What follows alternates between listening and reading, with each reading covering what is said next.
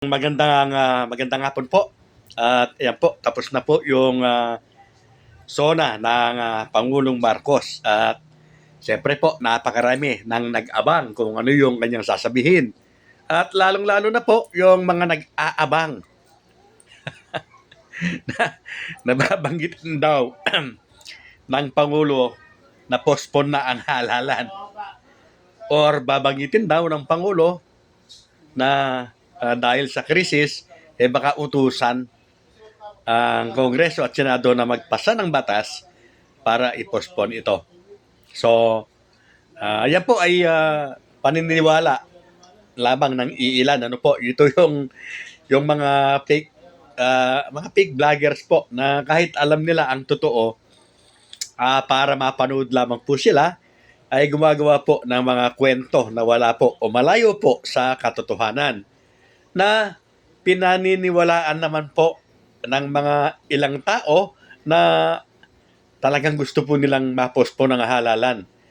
Siyempre may dahilan po ang mga yan. Sa ganang akin po, hindi pa rin ako naniniwala na dito na po nagtatapos ang lahat. Dahil tinitiyak ko po na hihirit pa po ang mga yan. May mga magkukomento pa na hindi pa tapos ang laban. May mga magkukomento pa po na 2030 yung halalan.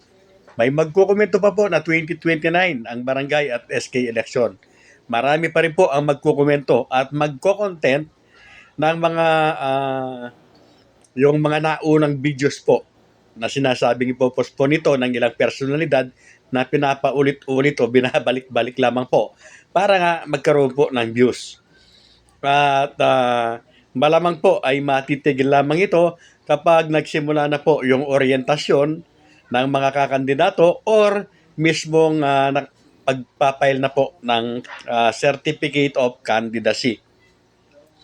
So mga kabarangay, ayan po, sa mga kakandidato po, sa mga tatakbo, i-prepare na po ninyo ang inyong sarili. Talagang tuloy na po yan. Lagi naman natin sinasabi hindi na po nila mababago ang Batas 12232 mga kabarangay. Sa katotohanan po, pwede na kayong mag-download nga ng COC sa COMELEC. So, pwede na rin siguro kayong bumisita, baka nga mayroong available na COC na pwede kayong makahingi po ng kopya. Tuloy na po ang halalan mga kabarangay.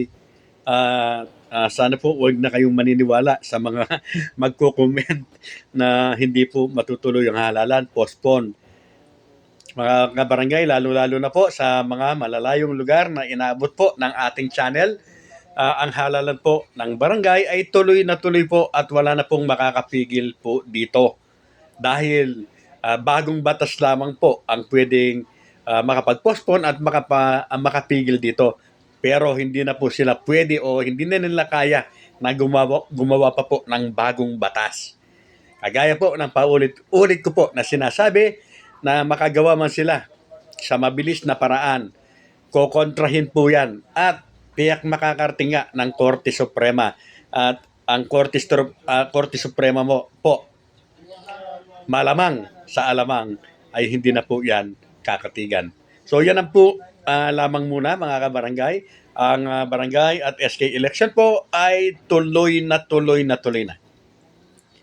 Real talks based on facts.